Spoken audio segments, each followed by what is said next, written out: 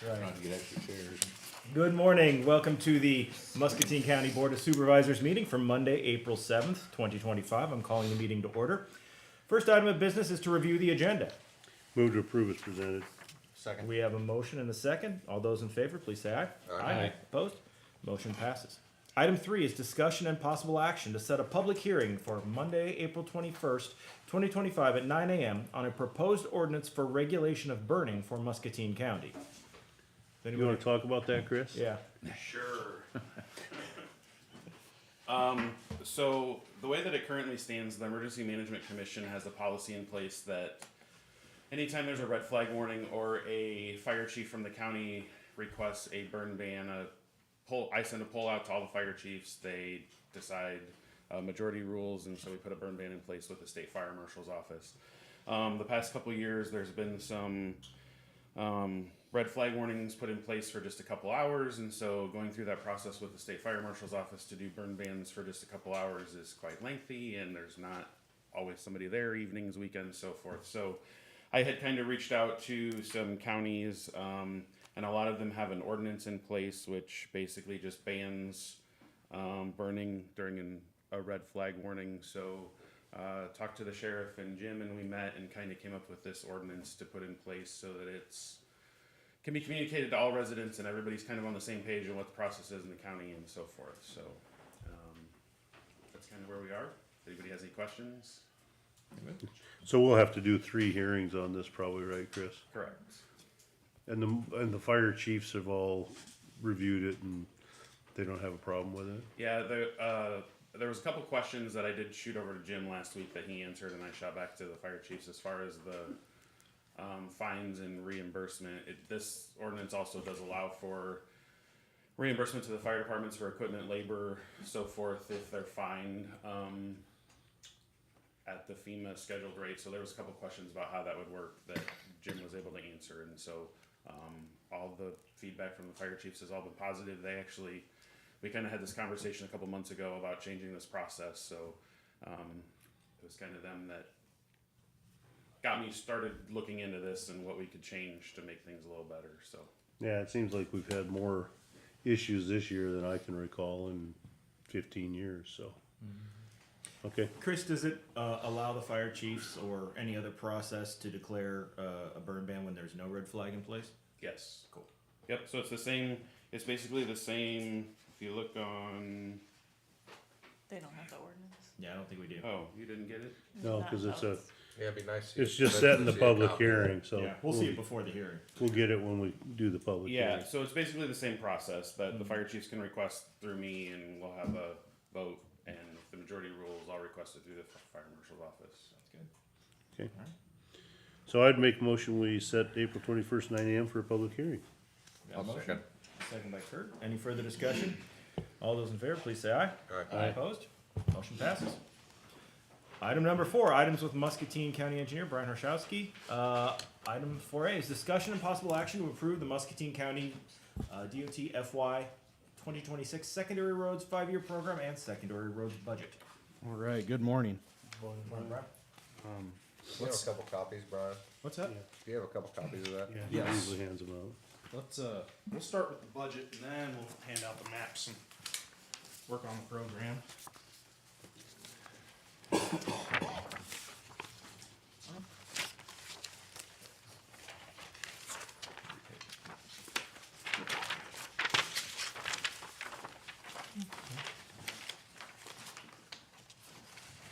So what you're looking at right there is our DOT budget. To keep things simple, I just do our county budget. So the numbers are the same. They just get broken out a little differently. I do want to bring your guys' attention. So if you go to the 3rd page, looks like that. Sorry, Back page then, I right? forgot about you guys. I have a copy.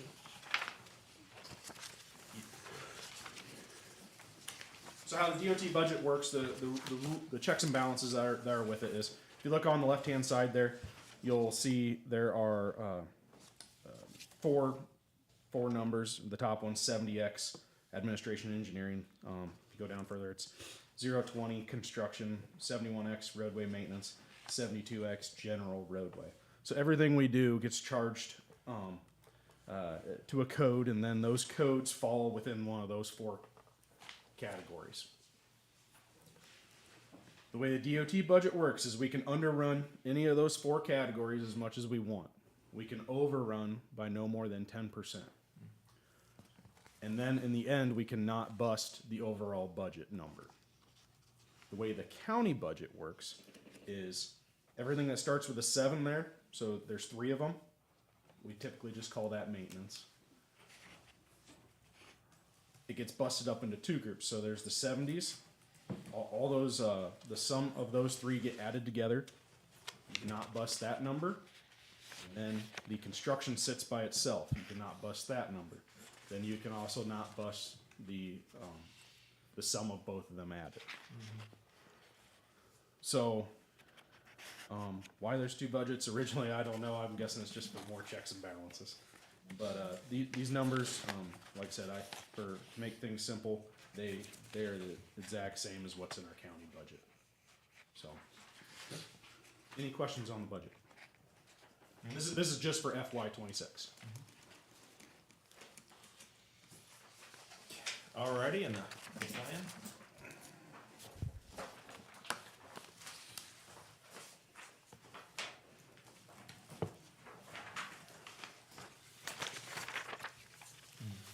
Here's our program.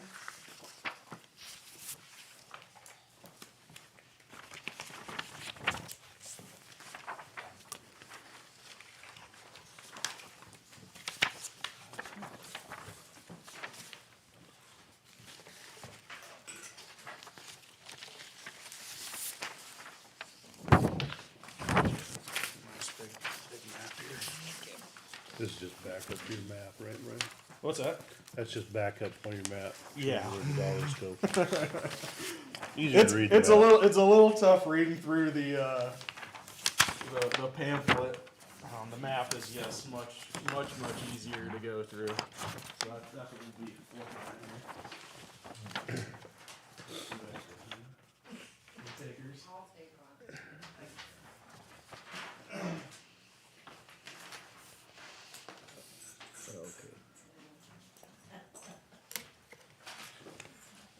Alrighty, so there's our 5-year program.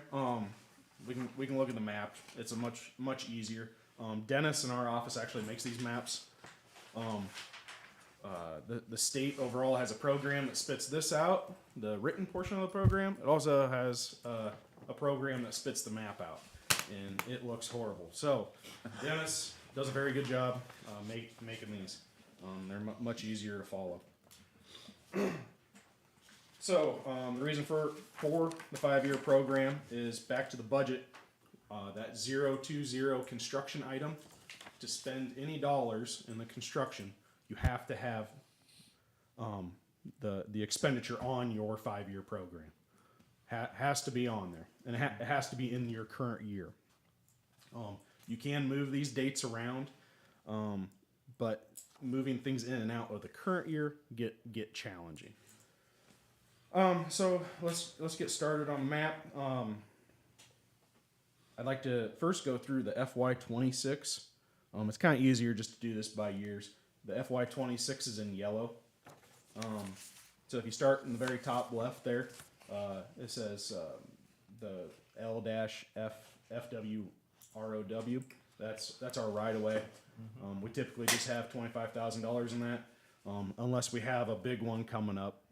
But it hasn't changed for years, and I think that's sufficient. So, looking at our forecasted projects, just to the right of that is our 160th Street bridge replacement. We're doing a twin box culvert there. That's with local funding. That one is actually moving along very well in the design phase. Pretty much design's complete, working on right away and utility relocation. So sticking with the FY26, looking at the yellow ones, if you go way over to the top right, you'll see the FU-9. That's our 120th Street Bridge replacement. That's actually under contract. But seeing how we run off of the fiscal year, which is July 1, is not very friendly to our budgets and programs. we have to show it because some of it will most likely happen in FY26. We have to show it in FY26. If you go down, straight down from there, you'll see MO-7. That's our 180th Street bridge replacement. That is also a box culvert. That thing is mostly designed and secured right away, and working on some utility relocation. So if you go down, kind of down by the legend down there, you'll see our LFM-FR-6. That is our Stewart Road PCC reconstruction. Go to two over from there to the left. You'll see our BRS, and then the parent number. If I ever say that, that's what's in the parentheses. 73. That's our Mosquito Creek 155th Street bridge replacement. You'll see that is SWAP funding and HBP funding. So what gets confusing about bridges is you'll hear us say SWAP is gone. And then you'll see on our program, you'll see things listed with SWAP. The DOT kept a little bit of SWAP around, and this is how they like to use it. They like to use it for bridges that are on system. I'm not gonna lie, I don't totally understand why they do it. It comes out of our HBP funding, but they categorize it as SWAP. So. But HBP is federalized as well, isn't it? So Yes. what's the So advantage of using the swap there? Well, if you get off-system bridges, it'll be 100% HBP, and there will be no swap involved. Why they chose to keep it around for just on-system, I really don't know. Seeing how federal money is involved, it's going to be a federal project no matter what. So it's the way the DOT decided when swap went away. You know, the main thing that they kept when swap went away was city bridges. But they did have a little holdout for counties for on-system. If you go over to the left, there's a series there that all look the same. Top one says Call 26. That's kind of our catch-all for any smaller projects that aren't necessarily bridges. They're typically small pipe culverts or box culverts that come up throughout the years. And it's somewhat of a catch-all. We did identify 3 locations that we're going to try and get out. Up on 102nd, north of Atalissa. So if you look, you'll see a small blue square. Up just northeast of Atalissa, there's a large pipe culvert that's failing on 102nd. If you go over at Vale and 61, kind of on the right side of your map there, we have another box culvert that's failing. Needs replaced. And then down on the island there, 41st, we have another large pipe culvert that's failing. So that'll encompass our call project. And then right above that is our G28 230th Street PCC reconstruction. It doesn't have a parent number yet, but it is an FM job, so that'll be FM funding. You won't see that in our budget. It gets handled through the state. They hold on to our FM money. So, but it is shown on our program. Brian, can I ask you about the 230th Street PCC reconstruction? Yes. Now, there's probably something I'm not taking into account, but that looks like a tiny little strip of land, and it's going to be $2 million. Mm-hmm. Yeah. Wow. It's going to be fairly expensive. The pavement that's there, it's completely shot, so it's going to have to get picked up, ground up, laid back down.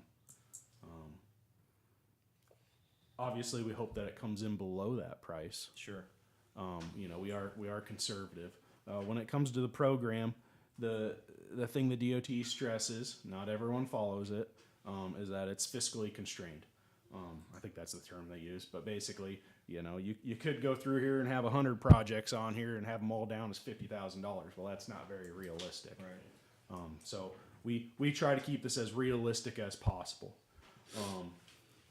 And it certainly is more on the conservative side. So is that section right there full hardtop? Yes, it's all Portland concrete. just curious why. It doesn't seem like it goes. Yeah, so it goes into Louisa County. Right. There's a little sliver of Louisa County that comes up and goes north. So it goes into Louisa County. Then it goes into Johnson County, and it goes into the south side of Lone Tree. It's kind of the main route. It's weird to think, but it's the main route on this side of the Iowa. Okay. I wish I had a bigger map to Yeah, kind of show. I'm not familiar with it west of 70. It gets a lot of traffic for down at Columbus Junction for Tyson's. Okay. It gets and That road has a lot of traffic. All right. It- Yeah, I'm just curious. it especially at shift change. It's not the funnest place to be surveying. There's a lot of traffic. There's also a lot of semi traffic down in that corner of our county. There's a lot of hog confinement buildings, so you have a lot of livestock trailers and feed trailers coming and going. Okay, appreciate it. Is Louisa County gonna do something with their aspect of it? Originally, they were going to do what we were going to do. It was going to be a tied project. Due to budgetary constraints, they chose to go a different route. They're going to do an asphalt overlay, and I believe they're doing it this summer. Okay. I believe it's already been wet. So. Okay. So we're gonna put in or continue maintaining a really solid road, and they're putting in a chintzy little structure. I mean, we're doing it for what, a mile? We all play nice, and all county engineers are friends, so I probably won't put it that Well, way. But Be as but diplomatic yes, as you like. I would say that our pavement. I mean, we are certainly aiming to put it down, walk away. That we like to do things once and do it right. Sure. And make a very long lasting pavement. So I'm just. I only foresee the traffic down there increasing, especially the truck traffic How long is that? How long is that section It's in our 3 or county? 4 miles, isn't it? in Louisa County. No, our section. Just a mile. It's just it's a hair over a mile. Yeah, it's not very far at all. I mean, I just wonder if it makes sense. What kind of road do they have there now? Is it? Concrete, or- It's concrete that's in a little bit better shape than ours. I'm not 100% sure why it's better shape than ours.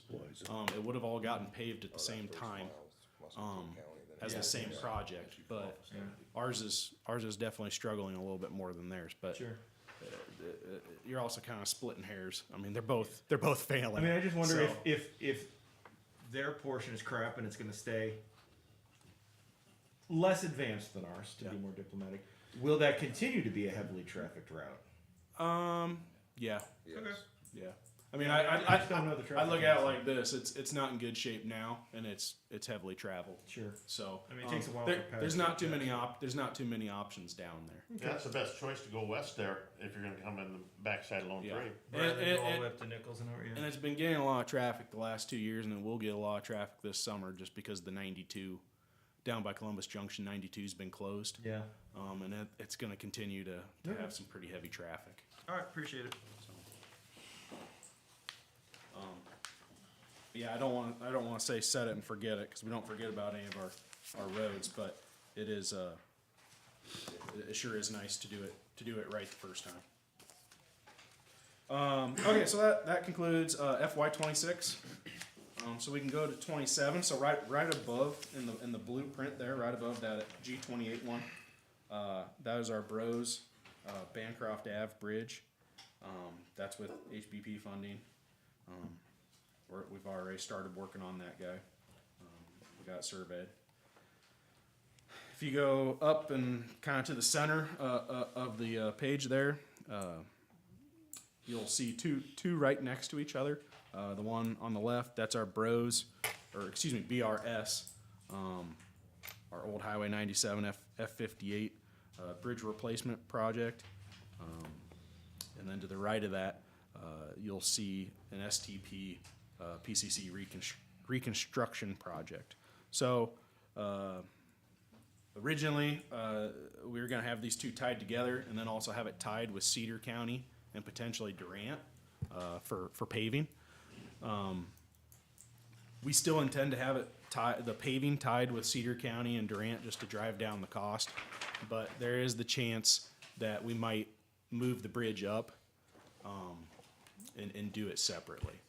We're still in the design phase on it, going through that, but You'll see that it's a bit fairly pricey, but it's a decent sized bridge and quite a bit of paving. So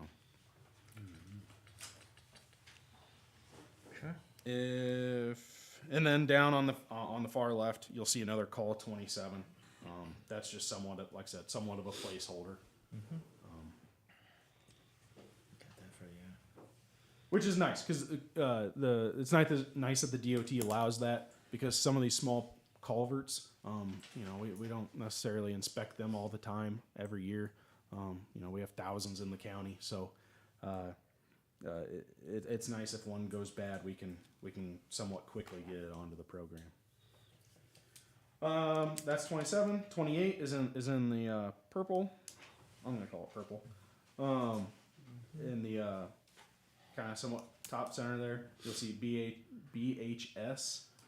That's our 155th Street F70. This is Doherty Bridge. That's Doherty Bridge. Bridge rehabilitation, deck overlay, joint repairs, and then hopefully replace the bridge railing. That we're using federal bridge funds and then also FM funding for it. Will those two projects, the bridge on Chicken Creek, will they all get done about the same time, so that road's closed just once? So the last I heard, you're talking about the one on Highway 6? Well, no, we've got the bridge for 2026 on 155th. When you're doing that, Oh yeah, Mosquito will those Creek. two be done? I mean, that bridge won't be done in a year on 155th or on Chicken Creek or whatever that. I don't think that hopefully they won't conflict with one another. I mean, they won't be done about the same time, is what I'm saying. It's the road, so it's gonna be closed twice. Unfortunately, no. Okay. They'll be closed twice. All right. How long is that going to be out of commission with the Mosquito Creek? Do you think? For a bridge like that, you're probably looking at the DOT giving it, I'm guessing about between 75 and 100 working days. You're looking at the construction season. 20 weeks. That's barring any flooding. Yeah, it's a good chunk. So 5-6 months. 3 to 6 months. Yeah. Planning in your travels. Yeah. Yes. Yeah, and I think I spoke to it a couple weeks back. The DOT, they're going to be closing down 6 sometime, they believe, in FY26, and we're working at orchestrating that because they hope to use RF70 and Kelly Ave as a detour. So Be like the good old days of 2008 trying to get across the city.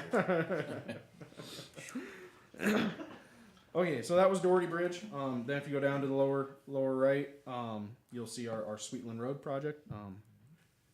That's in there using FM funding and local funding.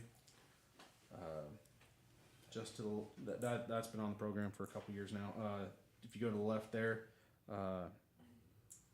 you'll see our Bros. It doesn't have a parent number yet. The 180th Street bridge replacement. That's currently a box culvert. And we intend to replace it with a box culvert. So that box has some issues, and it's getting up there, really up there in age. And then bottom left again is our call project. FY29, that is the brown text or dark orange, I guess. I don't know what you'd call that. We just have one project that falls in FY29. That's on here, and that is our STP North Mulberry Road, and also 155th Street, the HMA overlay and widening. So that will be utilizing federal funds once they're awarded. We have I applied for them last year. We did not get them. The next time that the Region 9 opens up for applications, I'll be submitting that one again. Will that be, when you do the widening, was that be paved shoulders too? Yes. Keith, I can't think what year. I want to say maybe 2007 when Keith paved it the last time. He did quite a few paved shoulders, and I don't think it had any before that. So this would be to somewhat fill in the gaps and at least get a 2-foot paved shoulder everywhere, and maybe do full width paved shoulders and a little bit outside the extents that it currently is. So that's about our busiest road that we got. Yeah, you get a lot of bike traffic on that road, and The shoulders are relatively narrow in some spots. It's always concerning to me. And then with the curves, paved shoulders really help with maintenance. You don't get that edge drop off as much, just because you got a couple feet extra to work with. So then that's FY29, FY30. So this is all new projects that we're bringing onto the program. In the upper left there, you'll see Bros project, 115th Street Bridge. That'll be with federal bridge funding. That's just east of West Liberty. It is like just outside of city limits. Right below that is our FM 121st Street F62 PCC grade and replace. Don't know the last time anyone's traveled that. It's in pretty rough condition. It's also a very narrow pavement. It's fairly old, and it's only a 20-foot wide pavement. Most of ours are minimum of 22, so it's very narrow. It's somewhat coming to the end of its life, so it's time to do something with it. Then in the upper kind of middle of the page, in the green there is MO-8, our Noble Ave. Right now we got in as an HMA grade and replace. That leads to Wendeling Quarries there. Another road that is somewhat coming to the end of its usable life and needs to get replaced. That unfortunately, the only funding available is going to be local funding for that road.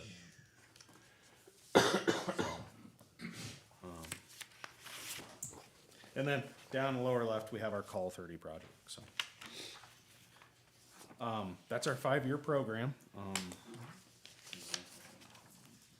Any questions, concerns? If anyone would ever like to go check out any of these projects, give me a call. We can always go take a look at it.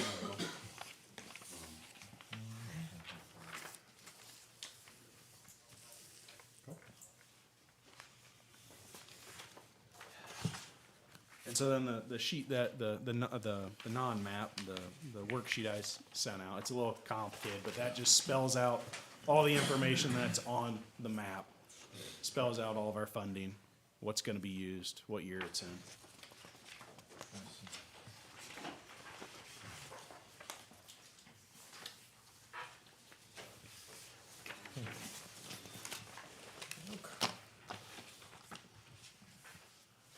All right. And then Brian, do we have a list of things that didn't make the 5 year that are probably in a Yeah. what we call critical? Honorable mentions. Honorable mentions. Yes, that's a great way to put it.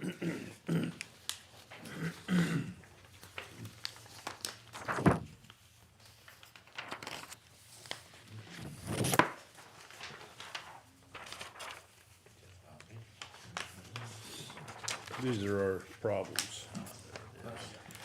These mostly bridges, Brian. Yes, they're all bridges. More 230. So you see there, these are bridges. Yeah, that's probably They're being replaced. They're not in the 5-year construction program. Some of them, they don't necessarily need to be replaced. They're just going to need some serious maintenance done to them. Like the one on Moscow Road there, that Bridge 139, right about in the center of your map. That one doesn't necessarily need to be replaced. It's just going to need like a bridge deck overlay. So it still costs a lot of money though. It's got a pretty high vehicle count. Yes. I would say, yeah.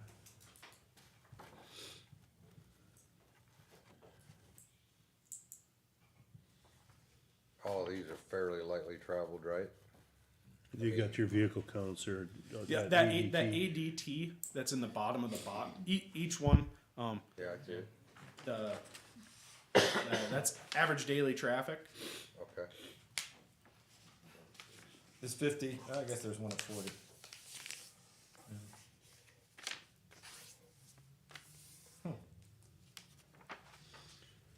So your, you basically your Moscow, your 230th, and your Lucas would probably be your next Yes, three that would attempt we'll to. certainly be watching them. Yes. And would most of these bridges be at some stage of embargo? Not yet, but they certainly have the chance. Some of them, like I said, some of it is more, especially the ones on the paved route are a little more just heavy on the maintenance dollars, not so much on the complete reconstruction.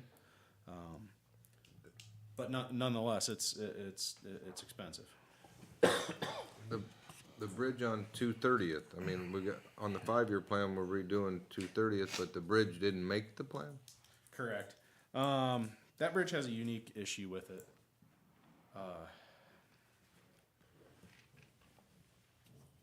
Trying to think how to describe it. It has a unique longitudinal crack that Keith I was gonna say it's haunted. Keith repaired using a contractor, and it's done very well.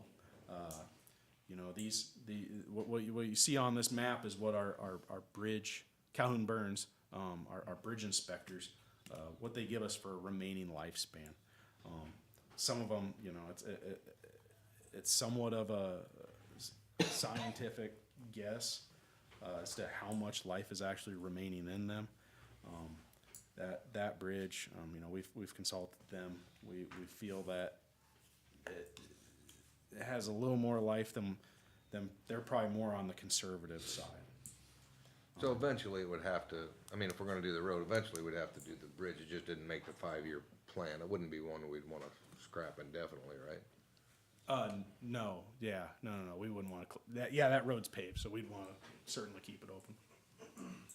But it's not quite to it's nowhere that I know of close to getting an embargo on it. That's our biggest concern is we don't want to see embargoes on our paved roads. So there's some big ticket ones that do have some embargoes on them. Like up on the center of your map there, the North Isaac Ave Bridge. Yeah. That one's been posted for years. And then the Trail Ave Bridge. They're both going over the same stream. But those are fairly long bridges. And that North Isaac one has some very unique challenges to how to replace the bridge and where to actually put it. Because going back where the current bridge is not an option due to the stream meandering. So. That's the one where you come over the bluff there on the corner, on the back road, the kind of span bridge, or It'd be right off Steel Mill. yeah. So I think that's one we talked in the past, whether that would be a bridge, whether we would consider going through a vacation process on it. Correct. I mean, it's because it's going to be a very expensive bridge, Right. Very. and the vehicle count is quite low. Yeah. That bridge sits right on a kind of a corner of the way that water flow comes into the And south a little and bit. it S's cuts- through and- there. And it cuts that bank back. It's going back to where it originally was. Back in the day, you could get away with a little more environmental disturbance, and so there was a lot more stream straightening, and streams like to go back to where they were before. So that's exactly what's happening out that one. All that pressure's to the south in there, and it really has worked that away over the last few decades. And the trail bridge would be a similar sized bridge. It wouldn't quite have the stream meandering issues with it, but it's the same, relatively the same traffic count, and also same stream. So are those the only ones that are embargoed now? No, that one's got a wing wall. The Verde Ave one down lower right has an embargo. The Vine Ave has an embargo. And the 245th in the bottom left has an embargo. You know, one thing we haven't done in a number of years is, this might be something that the board would consider taking a trip and looking at these bridges as we discuss them and what our long-term strategy might be for those bridges. I think we're gonna have to deal with them at some point. We might as well start talking about what that process looks like, what we think, and look at your recommendations, because if they've got an embargo, you've been unable to pull them into the 5-year plan for a number of years anyway. And we know we wanna prioritize anything on our paved system. And then, so I think we just have to look at those specific bridges and see what our alternatives are. I agree. Majority of our issues with our bridges, is typically the piling, what it sits on. They're typically sitting on wooden piling. Some of them, they probably didn't have enough wooden piling to begin with, and they're just coming to the end of their usable life. So the wood piling rots away, usually right at the water line, because it's having a series of becoming wet, drying out, becoming wet, drying out. That's usually where they begin to fail. Why don't we, tell me what you guys think about this, but sometime this summer, when the weather's hopefully somewhat reliable, we can maybe do a field trip to catch maybe a particular corner of the county right after a meeting, take an hour or two, run out to each of these bridges and have a look at them. What do you guys think? Yeah, I think it's worthwhile to look at, and then, so we can make decisions. Yeah. 'Cause, you know, obviously, we haven't found the money in the last number of years, so now the question is, what's the long-term solution? Yeah, I think you should look at doing it sooner in the late spring here, Yeah. early summer, so Sure. your Whatever horse makes weeks and what sense. have you aren't quite as tall, and you Yep. can actually see things a little bit better. That's a good And, idea. um, You wanna throw together some tentative dates that might not inconvenience you guys too much? Yeah, you want to try and do it after a board meeting? Yeah, and I don't think we'd be able to hit all the embargoed bridges in the county, but maybe over the course of a couple weeks, we could hit the embargoed bridges.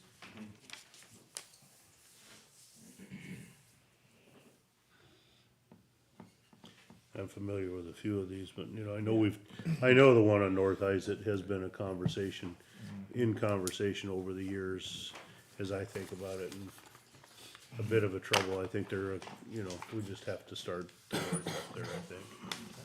Because I don't see there's a financial future for that one. It's tough to see. Just because of the topography and, cause there's some homes that kinda girdle you right in that area too, if I'm right. Yes, there is, especially when we start looking at a realignment. So you have to realign or move Yes. the road, there's gonna be complications for that, and if you can't, you know, the stream's trying to go back to where it was, and it's just gonna be a tough one, I think, so I think we have to look at that real carefully.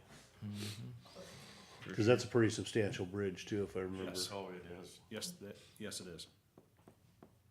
Like I said, that trail one's about the same size as well. It is? Yes. Yeah, I'm not familiar with that, I'll have to drive out there sometime too. We have any further discussion on the 5-year plan? Apologies to Stalin. I would accept a motion to approve. I'll make a motion. I will second. Okay. Any further discussion? If not, all those in favor, please signify by saying aye. Aye. Opposed? Motion passes. Brian, not that wasn't enough, but you got anything else for us? I did want to mention that we had the DOT reach out to us for possible haul road agreements. We haven't seen the actual haul road agreement, but they have projects taking place up in Cedar County on Highway 38, and they also have a project way down by Mediapolis on Highway 61.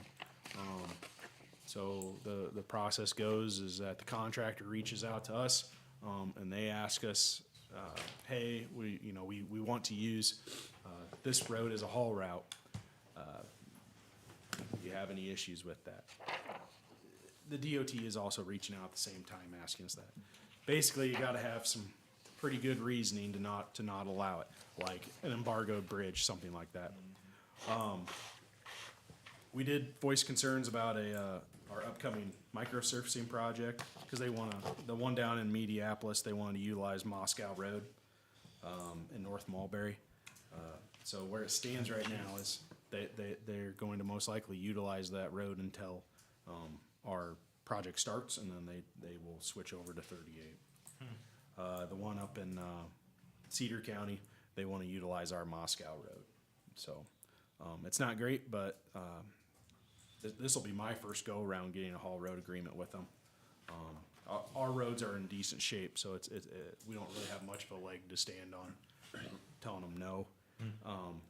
But usually the agreement will spell out maintenance and who's gonna do repairs if repairs need to happen, so. Long story short, I'll be coming to share more in upcoming weeks, so. Anything else, sir? Nope, that's it. Thank you very much. Okay, number 5 is items with County Development Director Eric Furness.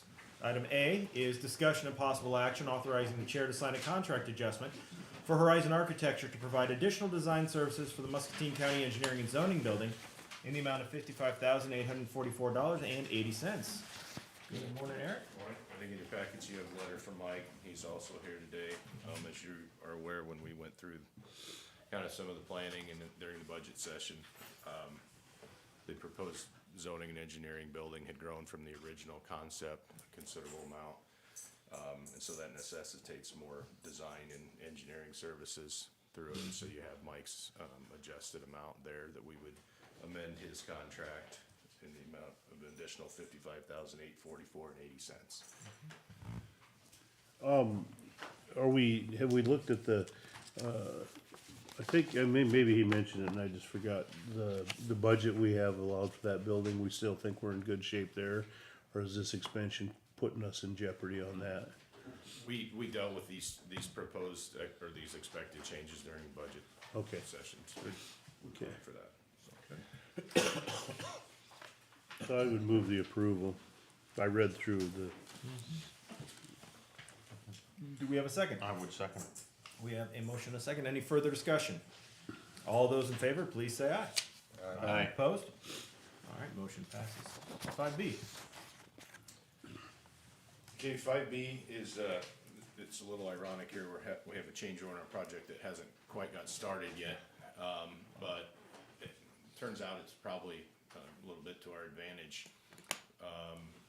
After we let that contract, we had a couple, rain events that, made me aware of some issues that the jail's been dealing with for a number of years. They've had water coming in through the louvers. There's a set of fixed louvers on the mechanical penthouse on top of the jail where if the wind blows the right way during rain event, it goes inside, it works its way down through the ceiling and into the kitchen area, I believe.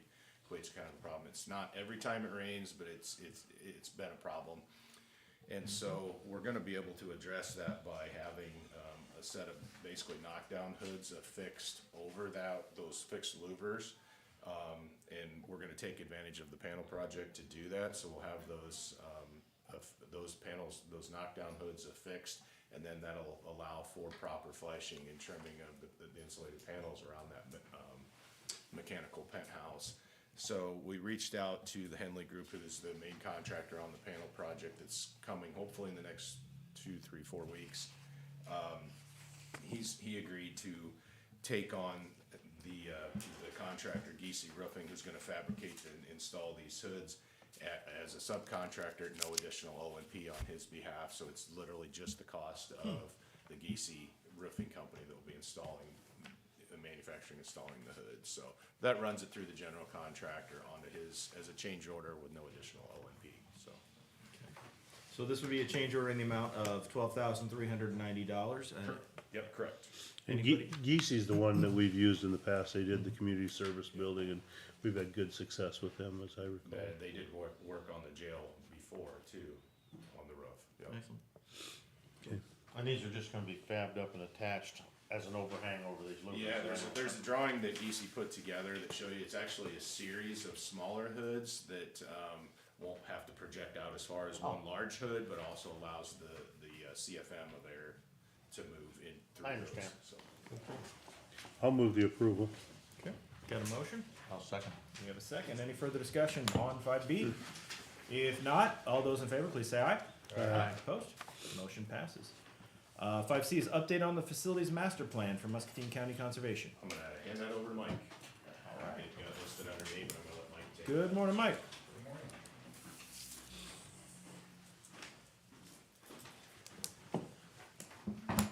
Okay, so hopefully you got a chance, this Appendix E for the, will end up in the packet. So when we originally did the master plan, we had talked about having us do a little more in-depth work for a conservation board by looking at their facilities and coming up with some ideas and recommendations. So this will wrap up the master plan that we did the initial on last year. So this will end up being Appendix E to that for conservation facilities.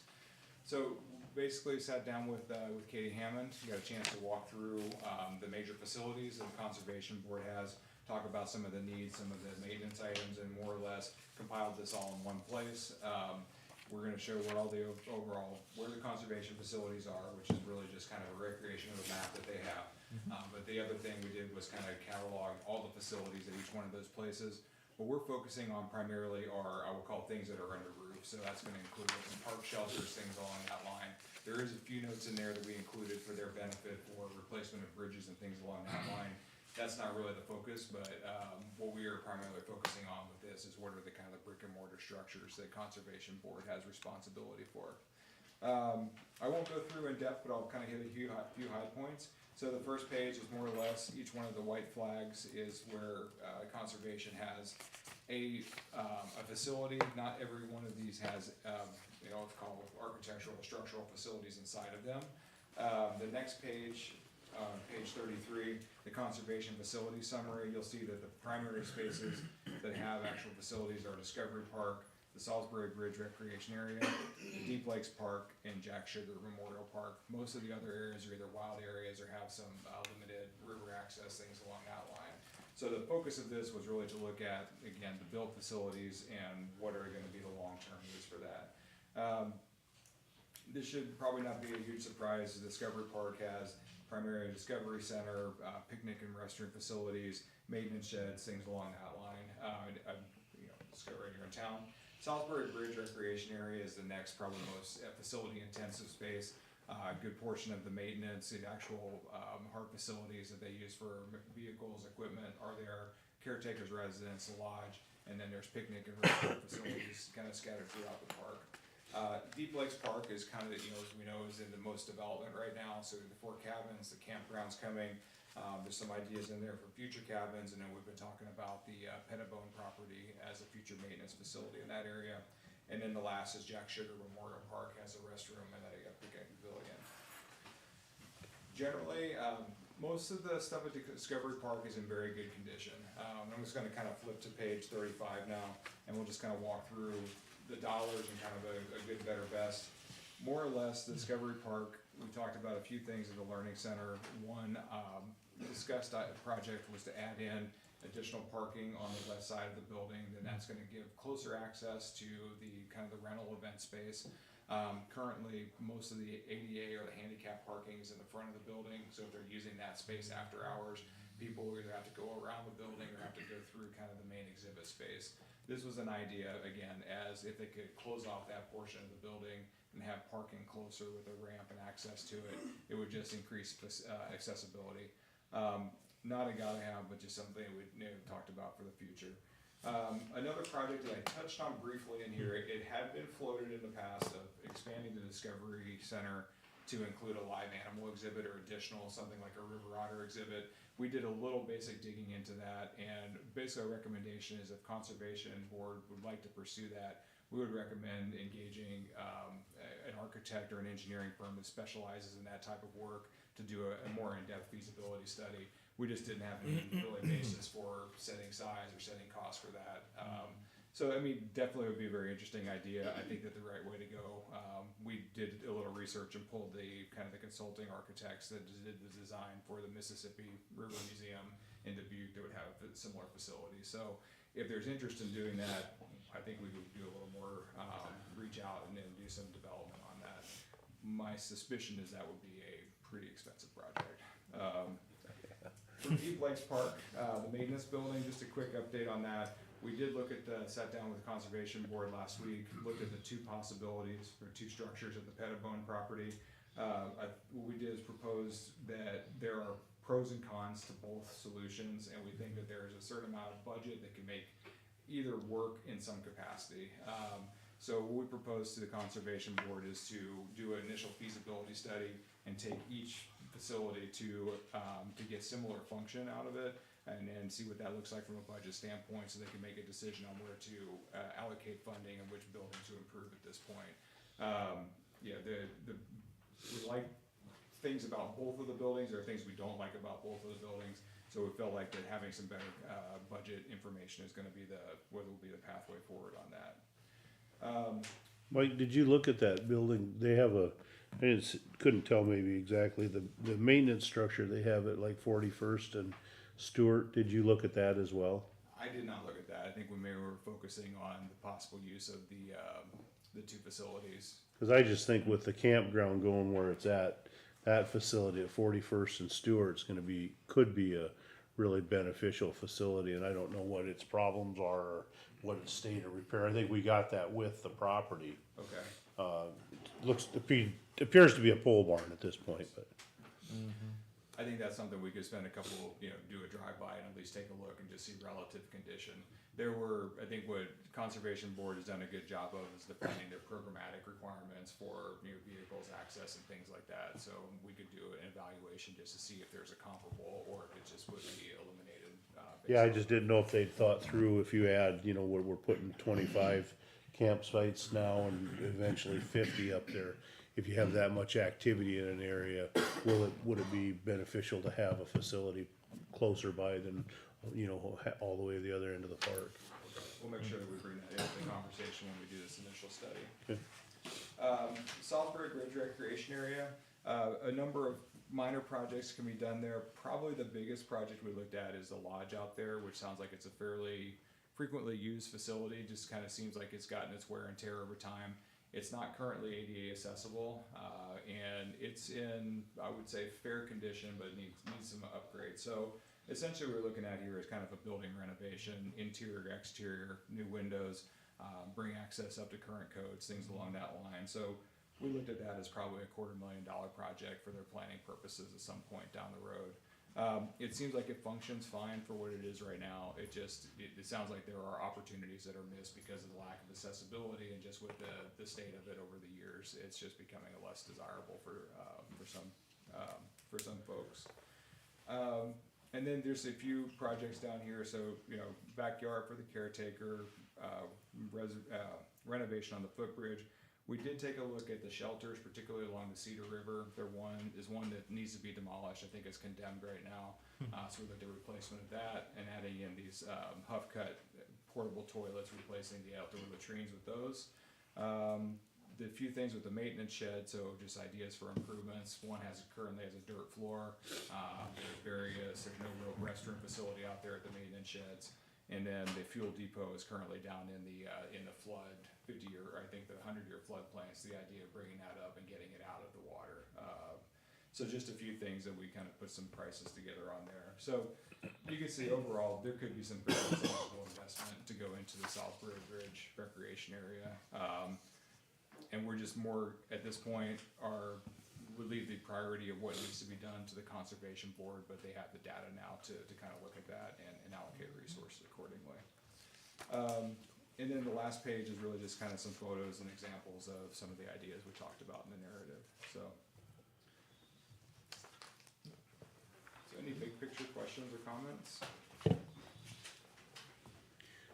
No, I'm hopeful that now that they have kind of a baseline, this will be something they can continue updating on a periodic basis and kind of keep a capital plan going forward as we, one of the questions I have about, it's been a conversation at previous boards, Salisbury has always been a bit of a challenge because of the frequent flooding out there.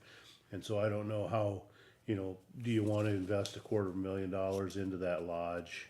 Is it part of the long-term plan? Are we better to keep those funds into areas that aren't going to be as subject to flooding as much, because that's been really challenged them for programming? And I don't know. I think a number of years back, we replaced that bridge, right? So the bridge over, I don't know what that creek is, that Chicken Creek up there? I believe so. That's Chicken Creek. I think we replaced that bridge a number of years ago, so I think access is fine. But that road still goes underwater in big flood events, does it not?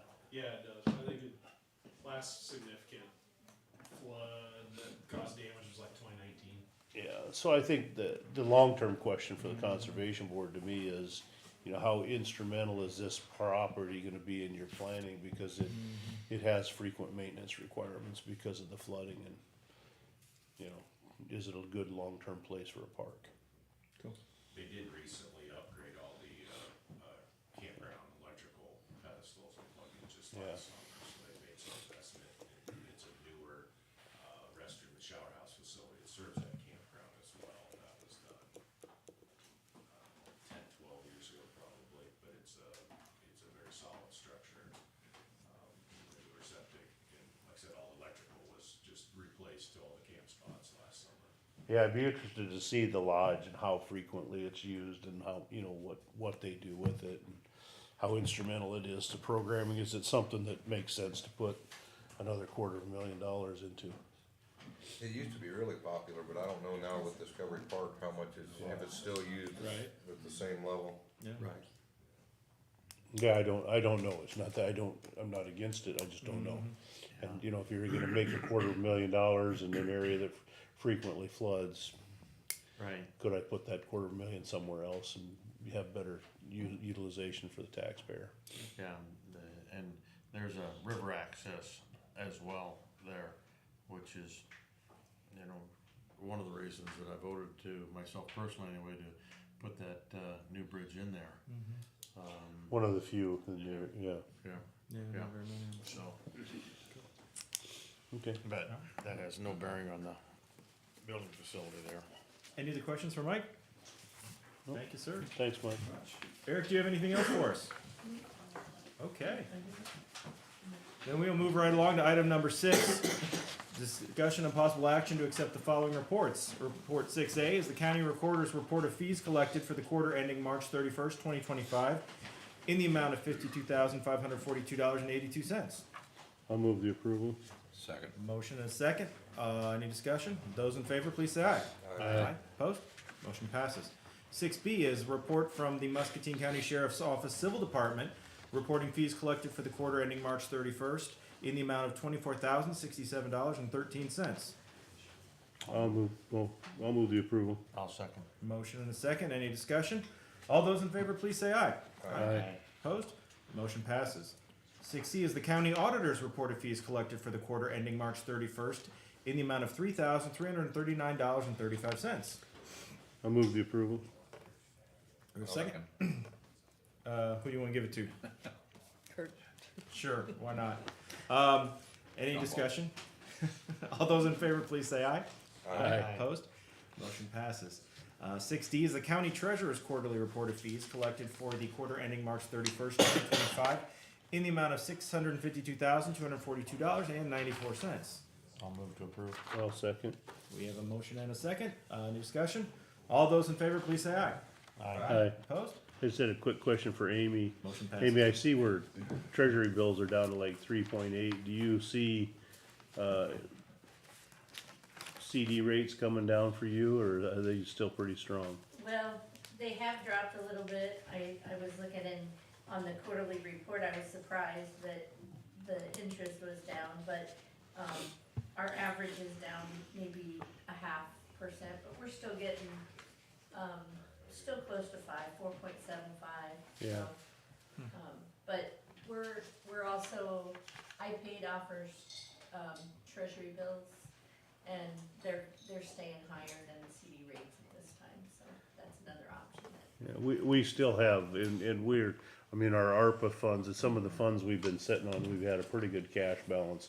That's coming down Right. as some of these major projects we have are going out, so we're gonna see interest diminish here over the next year, I think, for sure. Yep. Okay, We still have a pretty healthy investment balance. yeah. Yeah. Yeah, but it'll be, we get that courthouse roof done and they get that, the levy project, all those funds extended, it'll suck out of there pretty fast, I Yeah. think. But I hope you noticed that the motor vehicle fees from this quarter to last year, the difference in the Yeah, I did see a significant, administration and the use tax fee, and that's due to those, extra fees that the county is now receiving for items. I was gonna ask, I didn't send a note to Sarah, maybe you know, has there been any movement statewide on the recorder's fees too? I know that there was movement for the treasurers, but do you know if the Recorders Association doing anything or looking at that? Okay, I'll send a note to Sarah and ask her. Okay. Item number 7 is discussion and possible action to approve a new application for a Class C retail alcohol license and outdoor service permit for the Chart House, doing business as the Lighthouse, 2142 Water Street, Muscatine, Iowa. I'll move the approval. I'll second. We have a motion and a second. Any discussion? Those in favor, please signify by saying aye. Aye. Opposed? Motion passes. Item 8, discussion and possible action to approve the minutes of the March 31st, 2025 regular meeting. So moved. Second. Motion and a second. All those in favor? Aye. Opposed? Motion passes. Item 9, correspondence. Scott? I just had, a couple conversations in regard to, the, solar, conversation, I'll say. That's all I had. Jeff? I had no correspondence. I had, just a couple offhand conversations about the solar, presentation. Also, we received a packet of information from, Mr. Patton, who was here speaking last week. Tybie's gonna circulate that around. Danny? None. Kurt? None. How about the committees? None. April 2nd Housing Committee. Okay. I don't believe I had any. Jeff? Yeah, I participated with the Housing Council on the 2nd as well. That was it. Good deal. Scott? And I, on Wednesday the 2nd, I attended the Conservation Board meeting, which Mike Nolan was there, that he spoke about the potential upgrades on buildings and designs and so on for that application. That's all I had. Okay. Item 11A, with the Administration Office, discussion and possible action to approve Resolution 0407-2501, transferring funds from the Rural Services Fund to the Secondary Roads Fund. Can you give us a little background on this, Kayla? Sure, this is just the standard annual transfer of the second half of secondary roads funding. Great. I'll move the approval. I'll second. We have a motion and a second. Any discussion? All those in favor, please say aye. Roll call, no, you Oh, I am so sorry. Scott? Aye. Jeff? Aye. I vote aye. Danny? Aye. And Kurt? Aye. All right. Thank you. I appreciate that catching me. 11B, anything else with the Administration Office? Okay. 12, receive information from county employees. Anybody dying to address us? Chris? I just have a couple follow-up things. So, a couple weeks, the pumps were delivered to the pumping station down in Wise County for the drainage district. It's all up and running. After having conversations with the Corps, they're actually gonna leave those pumps there until that entire project is done. So, until both pumps are back up and running, so they're anticipating a year and a half for that whole project to be done. So they're gonna be there if something were to happen to that second pump again and it goes down, we should be covered. And then the other thing I just wanted to remind is that today starts the testing season for the outdoor sirens. It starts at 11 o'clock, so it's the first Monday of every month at 11. We do have 4 or 5 sirens here in the city of Muscatine that are down that we're waiting on parts for that did, after the winter months, have some parts that need replaced. So just for the public, there are a couple that are not working. Hopefully by the May test, we'll have those back up and working. Our contractor's working on getting those parts. Great. That's it. Thank you, Chris. Any other county employees? Eric? Just real quick, I wanted to maybe get consensus. I talked to Nathan about this last week. The month of July, my wife and I are gonna be hosting an exchange student from Switzerland. This is it's part of a farm stay program that this agency that we utilized for an exchange student last year participates in. It's a person who's out of high school and is doing an apprenticeship in architecture and construction management and is interested in seeing American agricultural type buildings. And so she was placed with us partly because of what I do with, some of the project management and some of the relations and connections we have with agriculture. I'm gonna work with Jim on some sort of a hold harmless agreement because with your blessing, I would like to be able to bring her to work, basically to observe not only county government in the Midwest area, but some of the project management. We've got a lot going on here. I think it would be very interesting to exchange see how construction management, environmental, efficiency of buildings are done. She's doing an apprenticeship in an architectural firm that specializes in agricultural buildings in Switzerland, actually.